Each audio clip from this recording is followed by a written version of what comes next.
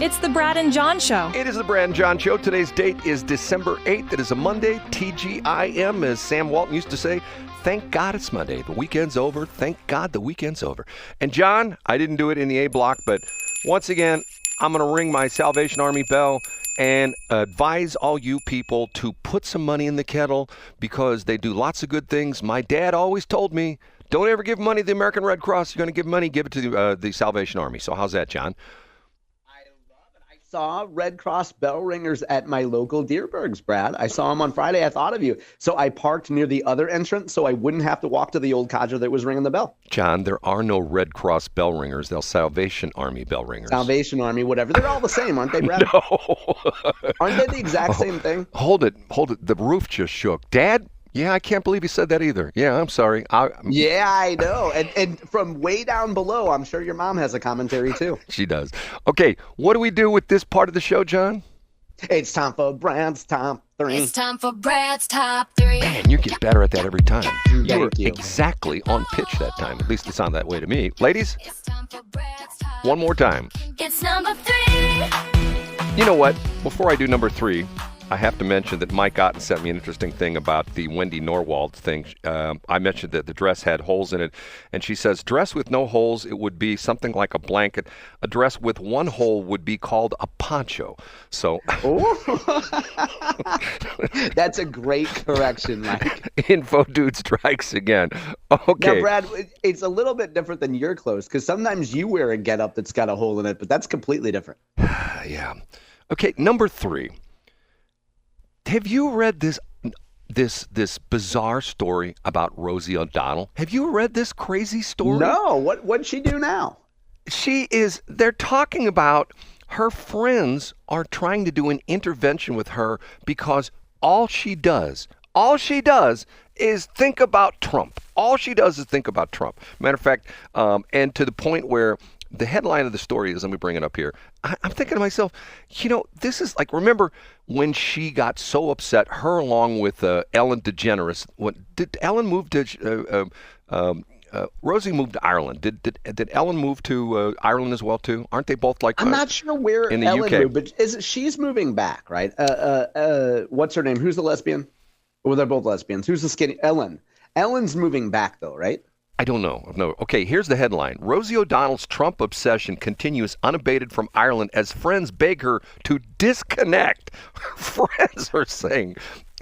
Rosie O'Donnell is sounding an alarm about her ongoing fixation with President Donald Trump. The 63-year-old, along with some of her friends and family, spoke to the Washington Post about her move to Ireland after Trump's re-election last November. And one thing was made clear from the article. She can't resist talking about Trump. O'Donnell told the outlet she promised her therapist the Wednesday before Thanksgiving she would refrain from posting about Trump for 2 days. It fell apart within hours. A longtime friend, Jennifer Kopechnik, was described as annoyed when she told O'Donnell during a recent visit, Roseanne, you've got to detach. You've got to disconnect. She made another vow, 3 days this time, telling her 1.2 million Instagram followers she was going to try it again not to give him a minute of me. However, she failed that attempt too. O'Donnell has said her emotional spiral began the moment Trump was elected. Quote, I felt on the verge of crying when he got elected. She previously told an Irish TV audience in March, explaining she feared a second term. Oh, my God.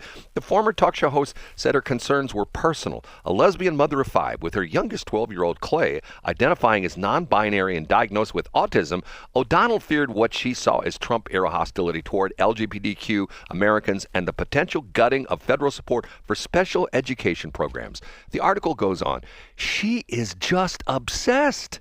She can't. Yeah. I mean, and so, Brad, don't you think, though, it looks like she's obsessed with Trump, but don't you think this is about her? So unless she was weighing in on Donald Trump, why would anyone care what Rosie has to say? You get what I'm saying? So if she can't not post about Trump, because what is she going to post, like a Christmas pie recipe? Like, why would people care what she has to say about anything? She's addicted to that attention, and Donald Trump is the conduit by which she gets that attention. I guess. I mean, the whole thing is sort of weird to me. I mean, here's the interesting thing. We're coming up on we're less than today's the 8th. We're 10 months and 25 days into the new presidency of Donald Trump. Yeah. Okay, John, have we had any major problems? Have we been attacked? Yeah, no, and it's been great. And from what I heard, I voted for this because I heard that all women's rights were going to be taken away. And I'm a little bit disappointed that I go out, I still encounter female drivers. You get what I'm saying? Like I still see women like wearing sweats to the supermarket. I thought women were going to have all their rights taken away.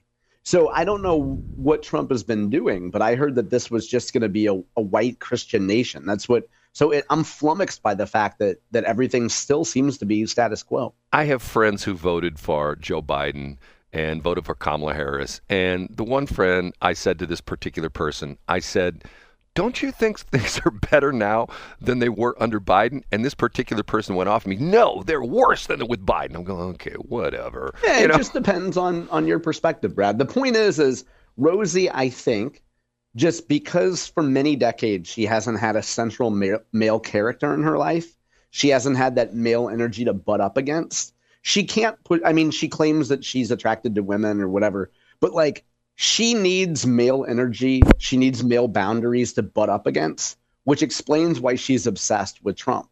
Like she needs that male energy in her life to obsess about. I don't get it. Okay, time for number 2. You ready? Yeah.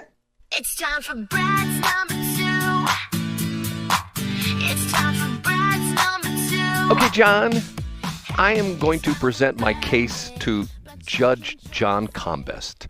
Okay, And I'm ready. My case is, do we have equal rights in the United States among black and white people? Do we have equal rights among black people in the United States, John? And let me Absolutely not, because when I go to a polling place, it takes they only get 3/5 of their vote counts when I have a complete vote, right? We're still under Dred Scott, aren't we? John's kidding about that. Okay, do you know who Drewski? Hold on a minute. Who's this? Oh, do you know who Drewski is? Druski. Do you know who he is? Yeah, I've seen that name. I don't know who it is, though. He's a black dude. I guess he's a comedian or something like that. And what's interesting about it is this is an article about Drewski. Are you ready for the title? And this is under the culture category in the Blavity website, which I refer to from time to time. Drewski goes undercover as white man at NASCAR race. Okay, you ready for that? Okay, yeah, what happened? Drewski has dropped another classic. The beloved comedian, who is black, dropped his latest skit on social media on Tuesday when he went undercover at a NASCAR race as a middle-aged white American man. Drewski showed up for his newest skit in a white face, sporting denim overalls with white shoes and a beard. He also left his overall unstrapped on one side to show off his torso and added an American flag theme hat while sporting patriotic tattoos on his chest. He says, give his makeup team a raise. Holy S, one fan wrote on social media, echoing the thoughts of many viewers who were in awe of Drewski's skit, according to Reality T, whatever that is. Another person who referenced the comedian's resemblance to rapper Post Malone described Drewski as post-fat one. Disguised in his white face and denim overalls, Drewski showed off his patriotism by singing Good Morning USA, a song from the satirical animated comedy show American Dad, while sitting in his car. He also flirted with a white woman who sat in his lap, soothing her with his southern accent and sharing his cigarettes. Continuing to exercise his white privilege, Drewski questioned an innocent black man he spotted at the race and spit near the man for no particular reason. The 2-minute skit also showed Drewski mingling with white people at the event. The popular social media personality pumped his fist with the attendees, shared hugs with random people, and of course, stood for the national anthem with the NASCAR drivers.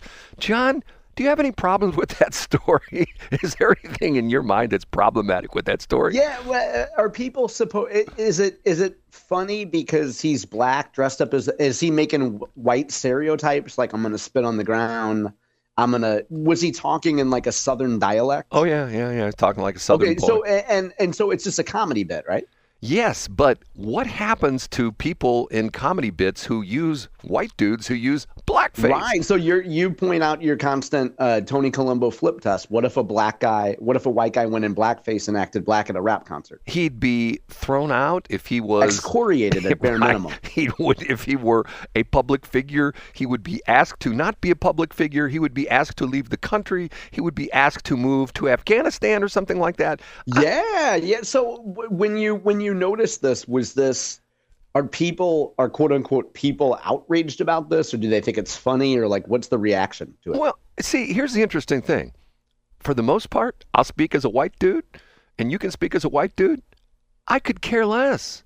No, you couldn't. You could not care less. John's going to correct me. Okay.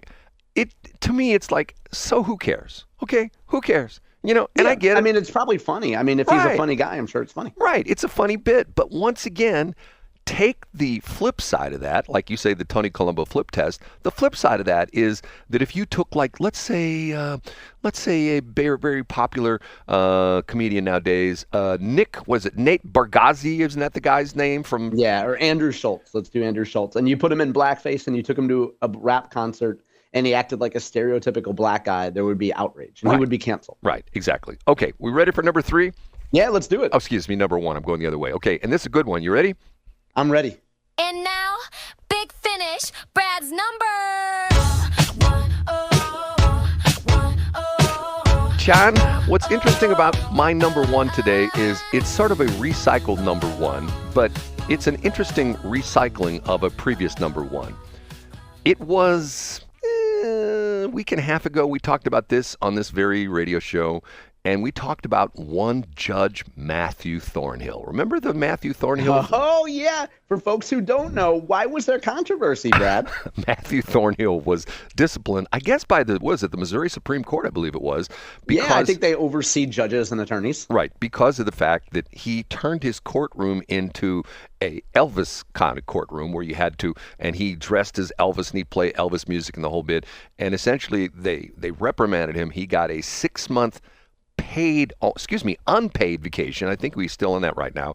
And then he can only work another year and a half after that. And then he is essentially retired and he can no longer be a judge in the state of Missouri. He's gone. Okay. The interesting part of this was that we thought it was a local story.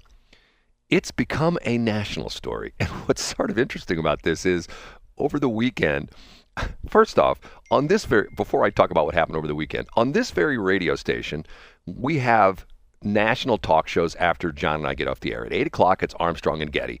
The week before last, this was featured on the Armstrong and Getty show, the Matthew Thornhill story about the judge in St. Charles County, Missouri. And then the very next day on the afternoon show, we have the MVCR, Markley, Van Camp, and Robbins show, who are out of Seattle, Washington. It was featured on their show yesterday and on Saturday, because they replayed the show. It runs on 10 o'clock on Saturday on NPR, St. Louis Public Radio. Wait, don't tell me. One of the things they do is they have like guests and things like that come on the show and play like games, sort of like a game show kind of thing. And they read 3 unbelievable stories. And the first story they read to this person was trying to guess which of the stories is true and which of the 2 stories is not. The minute they started reading it, I thought to myself, OMG, it was the Matthew Thornhill story, where they give all the details about how he dressed as Elvis and he played Elvis music and stuff like that. And the other 2 stories were probably even more unbelievable. But what was interesting about it was one of the stories, and usually the audience is correct, when the guest makes a decision and they say, like, I'll take B, the audience will go like, oh. And then they usually say, well, audience, what do you think? And they'll go like, A. This time, the audience was guessing B when the true answer was A, the Matthew Thornhill Elvis story. Is this unbelievable or what? It's like we don't get enough attention in the United States. We get all this great publicity about Missouri, about St. Louis, about crime and all this kind of stuff. And interesting judges in St. Charles County. John? Yeah, I think it's, and I think most people see the humor in it, and they might think it's silly. First of all, I don't care what someone in New York or San Francisco or Minnesota thinks of Missouri politics. I don't care what they think of the city. I don't care about the fact that you get on an airplane and people ask you where you're from. I don't care about any of that. And so I think that most people would see this and say, wow, that's pretty silly that the guy dressed up as Elvis. Anecdotally, I had a conversation with a Democrat over the weekend who's heavily involved in politics, who loves the Thornhill story, who says that it shows that Thornhill has a sense of humor. And the gist of it is, why are people so mad about the fact that Thornhill says that he was trying to make some people who might be uncomfortable being up on the witness stand or talking to a judge and an attorney, tries to make them a little more comfortable by having an Elvis wig? What's the harm in that? See, you know what? To a certain extent, I agree with you, because having been in court with him, having him decide a case that I was involved in, he was, if anything, he was overly kind. He was, matter of fact, that was the interesting part of it, because most of the judges, they're sort of like, okay, let's get down to business. You know? Yeah, very serious. Right, serious. This is the law we're dealing with. There's no joking around. And he was very kind and you've got the feeling that he cared about what was going on in court. I sort of feel sorry for the guy myself. I think he sort of got railroaded. But you know what? That's life, certain areas you just can't. See, I think to a certain extent, this is the problem Trump has, because people say he doesn't act presidential. So what? What's presidential? Back in the day, does that mean he should have like a powdered wig and stuff like that and wooden teeth like George Washington? You know what I'm saying, John? Yeah, I get exactly what you mean. I do like the fact that after you told your story a couple weeks ago, we got a YouTube comment and a woman says, I won't read the whole thing, but the woman says, after all that, the story ends with you winning your case and the judge remembering you by name and treating you with kindness every time he sees you. Which is true, right? Like Thornhill was, every time you saw him, he was kind to you. And I guess that's the guy that Matt Thornhill is. In court, he was too kind because of the fact that there were a couple instances where he could have dropped the hammer on both me or the plaintiff's attorney, and he didn't. He essentially would say things like, he would sort of like try to mitigate the situation. He would try to like sort of, downplay it, stuff like that. Have a détente, as you would say. Pull a McCloskey and Corey Bush. By the way, in C Block, remind me to tell you something which is sort of funny, which I find interesting about Mark McCloskey. Is the keyword sort of funny? Is that how you're going to remember it? Sort of funny? Sort of funny. Yeah, you may not find it funny at all. I find it funny. Okay, we have to take a break.